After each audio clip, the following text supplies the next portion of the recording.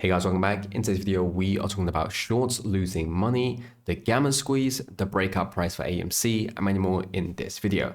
First, we're taking a look at this. Now, this needs to be updated a tiny bit because it's for Monday, but it still stands. So we've seen 9 out of the last 11 days green, 2 out of the last 11 days flat, 0 out of the last 11 days red. We've had the highest year-to-date domestic box office of April of all time. The previous red day was when we had all-time low. So this was referring to Monday of this week, but of course today we also ended up green, up 6.21%, closing in at 1.54, a very good close. The last time we had a red day was this day in particular, which was 0%, so you shouldn't really, I can't even really count it as a red day, so it would have been the all-time low of 0.93, but if you want to include the $1, then this was also it. But it just goes to show how much volume and how much positive impact AMC has had in the last few days. If we see this, we firstly saw the 155 high of the day. We've saw it less 66% since the 0.93 low on March 27th. More importantly, the last time AMC closed above 150 was back on Jan 23rd. So it's been quite a few months now in terms of AMC closing above this price. So what we do know is that any shorts that were opened since Jan 13th going in, so this whole section that have been short position has been created, they are now all in the red.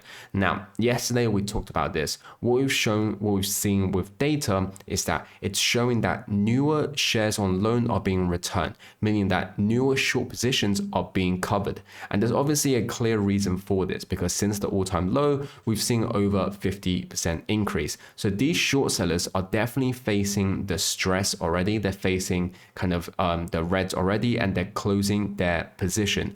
And so this is why we are seeing how we're beating these short sellers. If we take a look at this, we can look at it from a different perspective. Has shorting of AMC slowed? Has naked shorting slowed? So AMC is obviously up above 52%. Now our shares have always been valuable, but crooks denied our payday, but they can't deny much longer.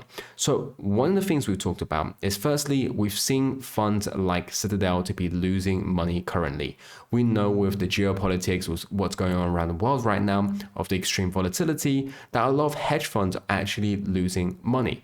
So it could be that because of everything that's ongoing, because of all the collateral start disappearing, they're failing to suppress AMC as much as they could before. So we are seeing the naked shorting being slowed, hence why we're seeing AMC have this real price discovery that we should be seeing. Like I said, this is very normal. This isn't that suddenly everyone decides to buy AMC. It's just that the people who have been constantly buying AMC isn't met with the constant suppression, isn't met with the constant naked shorting, and we're seeing the price go up. And so that's exactly what's going on. Now, we are definitely going to be faced with more suppression. Just because I said that we're not facing as much, it doesn't mean we're not facing any whatsoever, especially with what could actually happen if we were to close above 1.5, and why the shorts will want to try and prevent that as much as possible. So should AMC stay in the money or go out? We can see that towards the end of the week, the real limit test where the market makers are still in price of the control of shares or not. So what we are seeing is, firstly, the 150 calls you can see with the open interest, with the second one coming in at $2 call strike price as well. So this is what we said with, if we are able to see AMC close not only above 150 but above $2, then it will have a massive effect. Now, already closing above 150 would create that sort of pressure already, and not to talk about it's a gamma squeeze straight away. But definitely we're seeing a lot of volume to be exerted if we are able to close above 150. So knowing this, the shorts will obviously try and prevent these share prices from going into 150, from going above and closing. So that's why going closer towards the end of the week, we're definitely going to be met with more pressure. But the important thing to note there is that whether or not these guys are actually able to do so, we know what they're going to try and suppress, but can they prevent AMC from closing above 150? Are they able to prevent AMC from closing above $2? That is to show whether or not they're facing problems right now. They are facing the struggles that we've always talked about with not being able to naked short AMC as much as they want. Now, today as well, we've seen how people are buying into AMC. Recently, we've already talked about this. Shorts are facing a lot of problems, but the investors want to accumulate as much as possible, and we may be seeing a few institutions who now see this as the golden opportunity.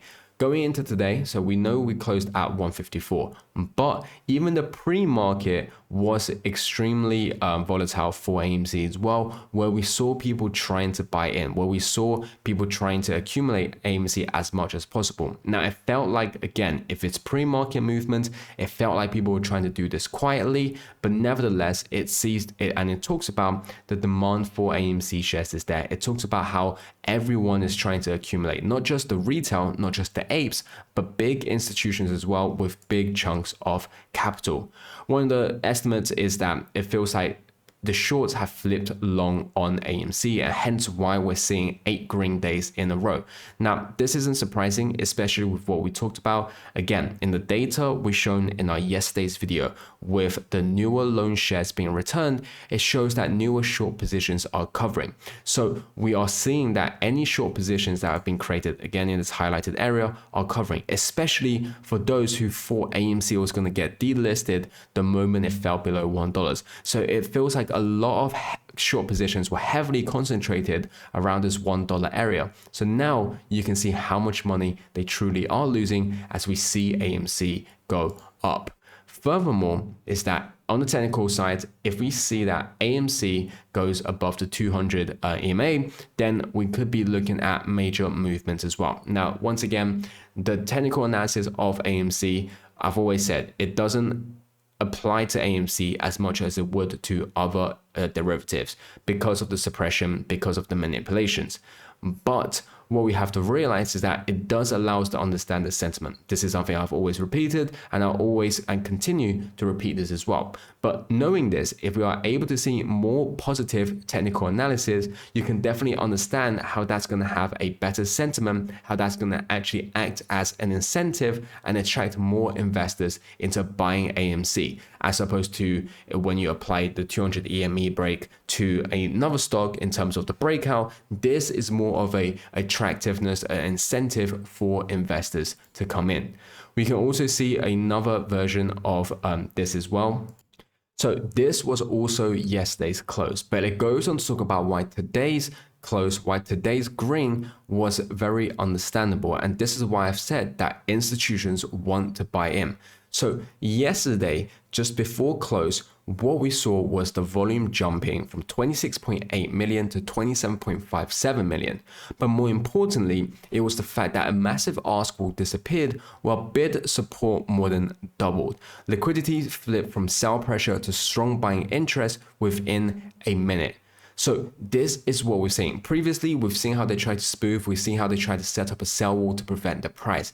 But now we talked about this, institutions and the shorts are realizing what's happening. We're seeing some short sellers flipping into long, and of course the institutions who want to accumulate, and hence why we're seeing this strong buy interest. So it isn't a surprise that we closed 6% today. It isn't a surprise we closed at 154 today. When you understand exactly what happened yesterday as well, when you understand that they are trying to secretly buy AMC. This is their attempt to accumulate as much AMC as possible without increasing the price drastically, because they know if they're not controlling this, if they're just putting capital into this, it will easily allow AMC to go up 20-50% in a day. So they're trying to smallly, kind of quietly buy this in small amounts, but also at various times to prevent massive volume from having a massive effect. Also, another technical squeeze, another technical indicator you can see here. What we talked about how sentiment is showing that AMC is looking like there's a lot more upside. It is just another way of showing sentiment. It is just another way of showing the pressure that's ongoing for AMC. So this allows us to understand that a lot of things right now, whether it's technical, whether it's fundamental, or whether it's the psychological aspect, these are all extremely positive for AMC. So we're going to continuously see AMC showing this great movement, showing this positive feedback, and having that true price discovery like it should. But at the end of the day, the true price of AMC should be in the double digits, it should be in the hundreds. So what we are seeing right now is just AMC reacting without high suppression, but it's still nowhere near its true value area of where it should be. And you can see here, and from the fundamental side, we talked about this as well, but you can see now Netflix is sitting down with AMC, Regal, and Cinemark to talk about putting more films on the big screens. So previously, they were talking about how the streaming services was going to finish off theater industries. But now we're seeing how these very streaming services who was once said to be the finisher of theaters, now partnering with us to put more films on the screen. And we've already seen AMC's partnership with Netflix before, and we're only going to see more. And so the thesis of that theater industry is going to die because of online streaming is clearly not the case. We've also talked about the box office with 43 less movies, still all-time Q2. Now with higher concessions per patron, merchandise, retail popcorn. So this is something that you really have to know about why it's important. Because we're seeing this, they realize that the biggest benefactor is AMC. And we talked about this in data yesterday. AMC owns the biggest market share in the US. Therefore, the domestic box office, the biggest benefactor is AMC. And you can see how these articles are now saying how they're wording this.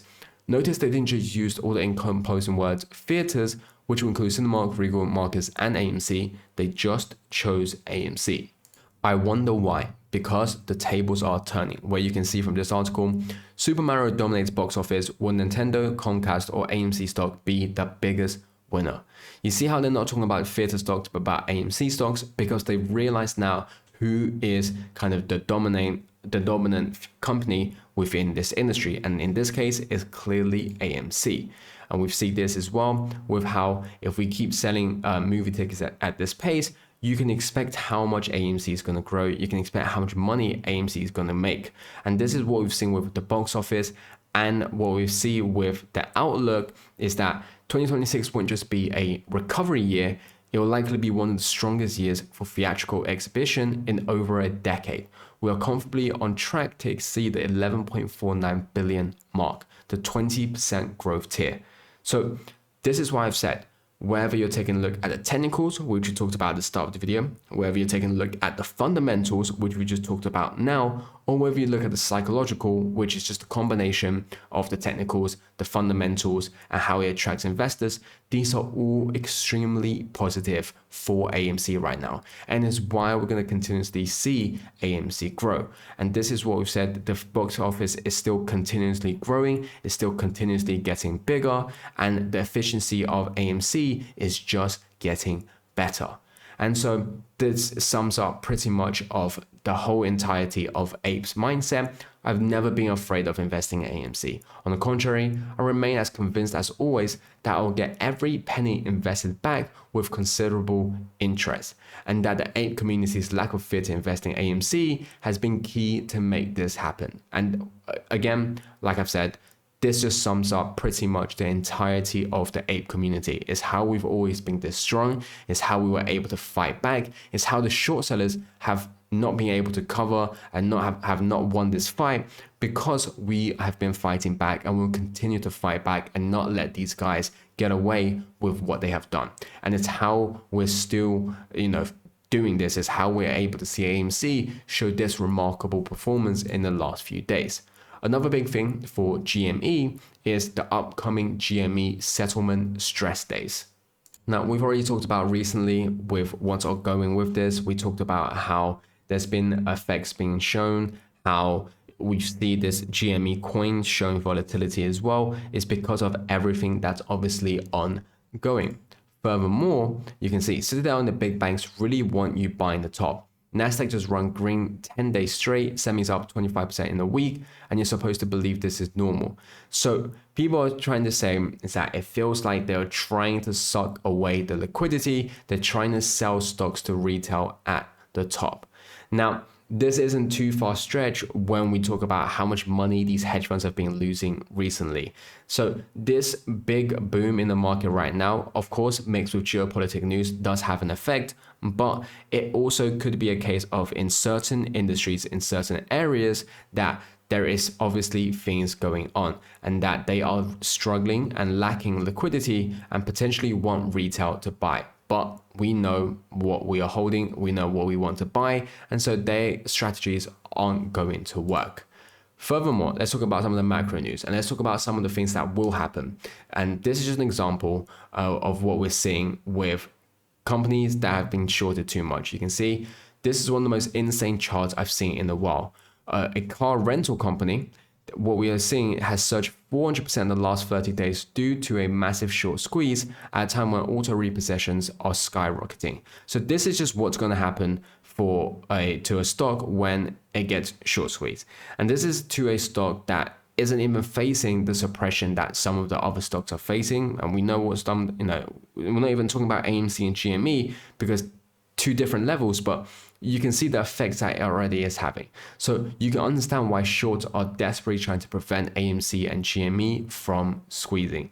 We're also looking at this. Hedge funds covered their ETF short positions last week at the fastest pace in more than a decade. So it looks like they realize what's going on. Earlier, we've said shorts are flipping long. Now they can do this by covering their ETFs as well, because we know that they use ETFs as a way of shorting AMC and GME.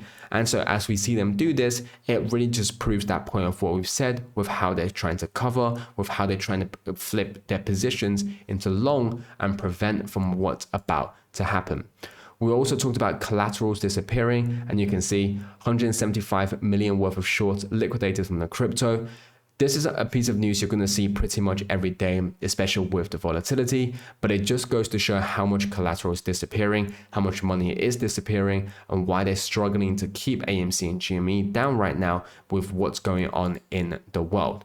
We're also seeing Morgan Stanley, who says stocks are in the final phase of a correction. Again, linking up with what we said earlier with the liquidity, it feels like it's something that they're just trying to say, but we definitely are seeing the green markets currently, and we definitely are seeing some of the stocks doing very well, but it doesn't mean it's the final fate. We've seen how these guys can never get something right and have always said things that benefits themselves as opposed to the general public. And if we talk about this, BlackRock's 27.5 million private credit loan goes bad in China. Private credit is something we've already talked about for a lot recently. And the fact that it's gone bad in Asia as well is just to add on to top of everything we've said. Now, as always, none of this is financial advice, and I'll catch you guys next time.